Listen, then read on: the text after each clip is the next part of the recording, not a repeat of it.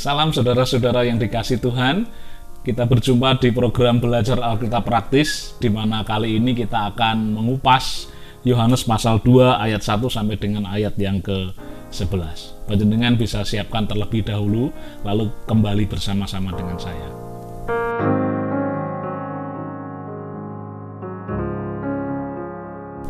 Saudara-saudara, Yohanes 2 ayat 1 sampai dengan ayat yang ke-11 adalah kisah tentang mujizat perkawinan di Kana. Kita semua sudah tahu kisah itu. Ada seorang penyelenggara pesta yang kehabisan anggur di tengah-tengah pesta, lalu kemudian Yesus membuat mukjizat.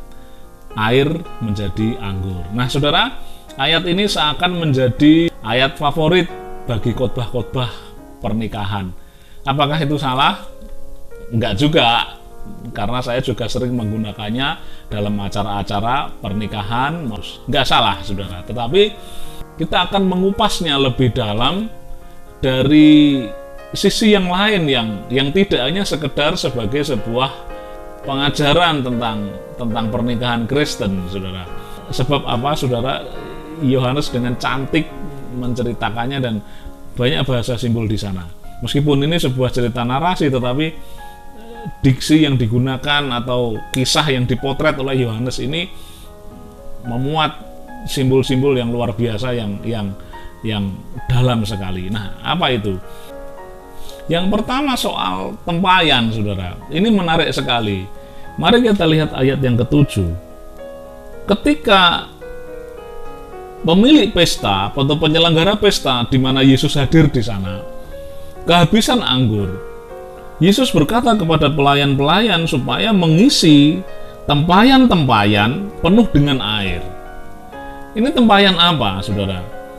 Nah, kalau kita lihat ayat yang ke-6, di sana dikatakan, di situ ada 6 tempayan yang disediakan untuk pembasuhan menurut adat orang Yahudi. Masing-masing isinya 2-3 buyung. Ini tempayan untuk pembasuhan menurut adat istiadat orang Yahudi. Jumlahnya banyak, saudara, lumayan, ada 6 tempayan. Satu tempayan isinya 2-3 buyung, nanti kita bahas. Nah, tempayan ini tempayan apa?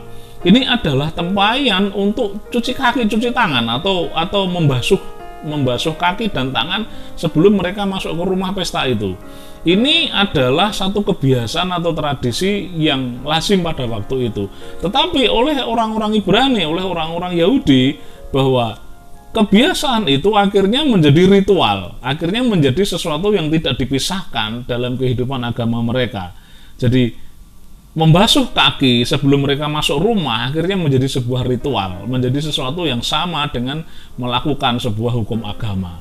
Nah, perhatikan bahwa di situ ada 6 tempayan, isinya 2-3 buyung. Nah, saudara, menurut Kamus Alkitab yang ditulis oleh Pak Browning, terbitan BPK Gunung Mulia, halaman 468, dikatakan bahwa satu buyung itu isinya 20 sampai dengan 30 galon atau 91 sampai 136 liter.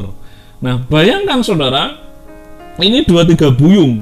Satu tempayan itu isinya 2-3 buyung.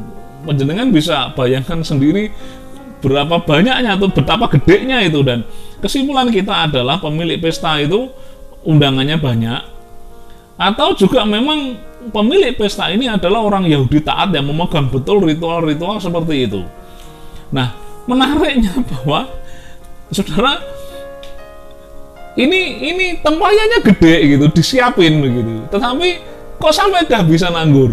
Nah, menurut panjenengan penting mana anggur sama cuci kaki? Mestinya penting anggur, kan? Nah, ini sangat menarik bahwa Yohanes mengkontraskan ini. Anggurnya habis, tapi di situ ada tempayan-tempayan untuk cuci kaki yang isinya besar sekali.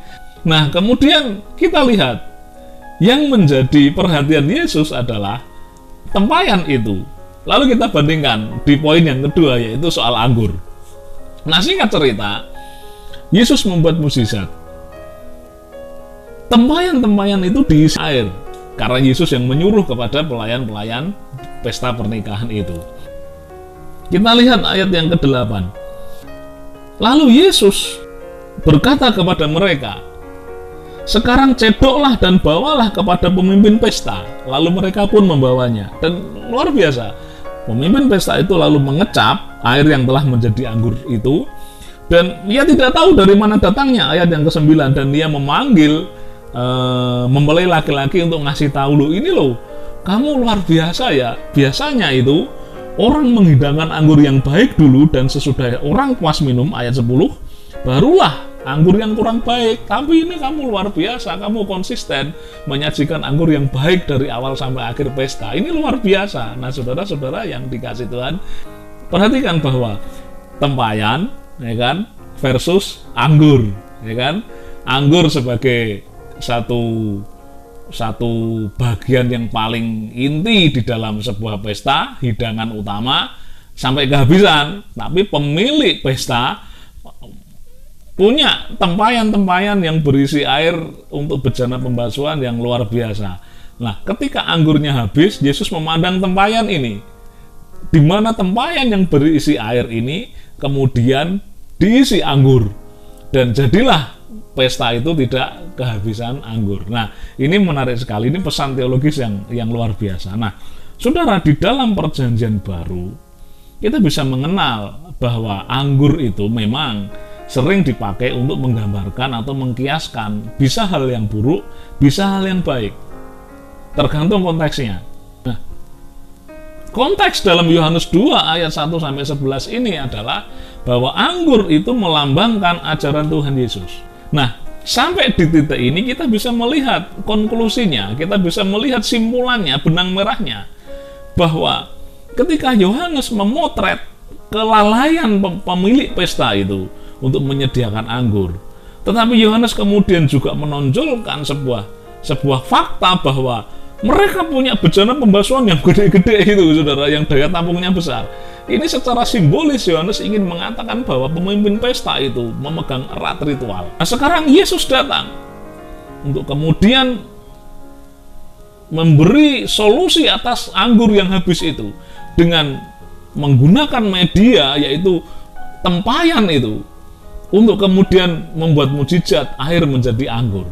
Di sini kita bisa melihat fakta atau ajaran bahwa Yesus datang, saudara, untuk memberi makna yang baru pada ritual itu, untuk memberi makna yang baru pada tindakan agamawi untuk beribadah itu. Dengan apa? Dengan ajaran Kristus, dengan kasih, dengan sesuatu yang baru yang datang dari surga. Lalu kemudian ini menjadi sebuah cerita pembuka karya Yesus di dalam Injil Yohanes, saudara. Kira-kira seperti itu. Nah, jadi kembali lagi bahwa ritual apakah salah? Tidak. Ritual apakah itu keliru? Tidak. Agama membutuhkan ritual. Ritual menjadi sarana bagi kita untuk dapat memuji dan menyembah Allah. Menjadi sarana bagi kita untuk dapat berhubungan dengan Allah. Sekarang panjenengan sudah rindu untuk beribadah secara ritual di gereja, kan? Nah, itu bukti bahwa ritual itu juga jangan diabaikan.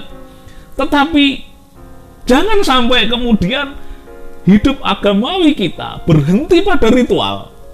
Hidup agamawi kita berhenti kepada sesuatu yang nampak formal saja.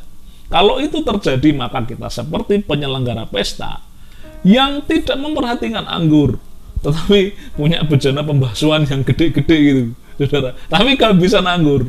Jadi kita seperti itu. Kita beribadah, kita beragama secara ritual, tetapi kehilangan Kristus.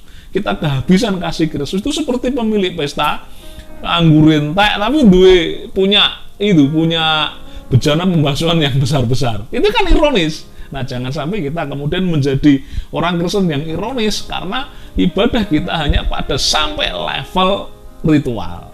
Nah, saudara-saudara. Lalu kemudian, sekali lagi, apakah ritual itu tidak penting? Oh, penting, saudara. Membasuh kaki, mencuci tangan, itu kan penting. Sekarang kita kan diajar untuk kemudian membasuh tangan supaya kita bisa hidup sehat dan terhindar dari penularan virus, kan? Tetapi kalau itu kemudian dilakukan hanya sebagai formalitas saja, apa yang terjadi? Kita pakai masker untuk menghindari penularan virus. Tetapi kalau itu kita lakukan hanya formalitas saja, pakai dengan teman, takut nanti mendapatkan sanksi, takut ditangkap Satpol PP, Bukankah itu adalah sesuatu yang kita lakukan hanya sebatas pada ritual formal saja? Coba kalau kita kemudian lakukan bahwa cuci tangan itu dengan sungguh-sungguh, dengan serius, dengan sebersih-bersihnya. Coba kalau kemudian orang-orang Yahudi pada waktu itu memang melakukan pembasuhan, pencucian tangan itu sebagai sesuatu yang sungguh-sungguh untuk kebersihan, kan tidak ada salahnya dan itu baik. Sayangnya, pembasuhan kaki itu hanya dilakukan sebagai sebatas ritual formal saja dan berhenti di situ sebagai sebuah bagian ibadah lah. Yang penting wes ibadah, wes absen karo Gusti, wes selesai setor muka dan sudah, kita nggak bertumbuh. Kalau hanya sebatas itu saja, sekali lagi kita seperti penyelenggara pesta yang kehabisan anggur sementara punya tempayan yang gede-gede untuk pembasuhan. Nah, saudara-saudara yang dikasih Tuhan, sekali lagi, maka ritual itu kita tempatkan sebagai sesuatu yang seharusnya proporsional, menjadi sarana bukan tujuan, menjadi alat bukan menjadi tujuan untuk kita beribadah. Nah, apa tujuan ibadah kita? Kristus sebagai anggur yang baru itu. Maka kemudian bahwa ritual itu harus dihidupi oleh Kristus, ibadah itu harus dihidupi oleh Kristus.